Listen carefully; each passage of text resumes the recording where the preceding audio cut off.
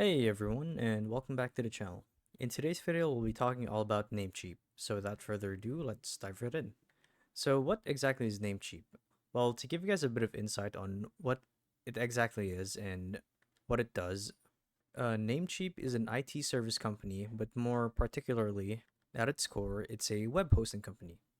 To flesh that out a bit more, so Namecheap is an ICANN accredited domain name web hosting company for registries like websites.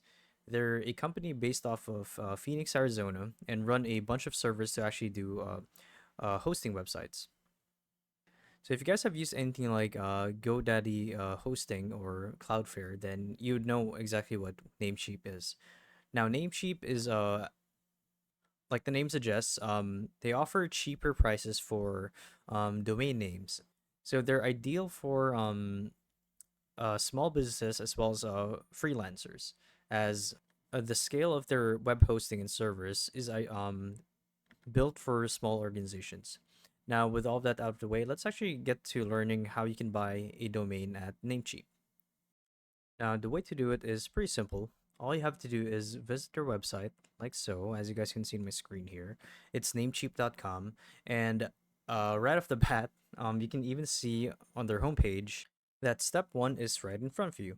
So all you need to do is enter a domain name, and hopefully it's not taken. So any website that you want, whatever you guys want to name it, or a unique web URL, Namecheap has you covered.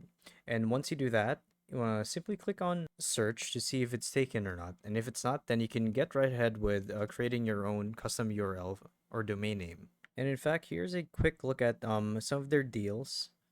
So for domains, and they even have promos here that are ideal for stuff like hosting apps or like running a server for security apps, WordPress, stuff like that.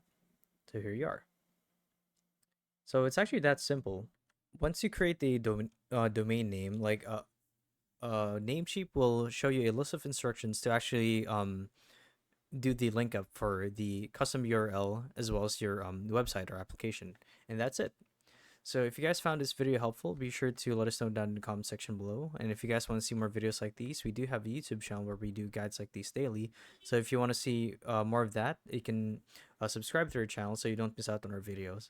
So once again, thank you all for watching, and we'll see you guys in the next one. Bye bye.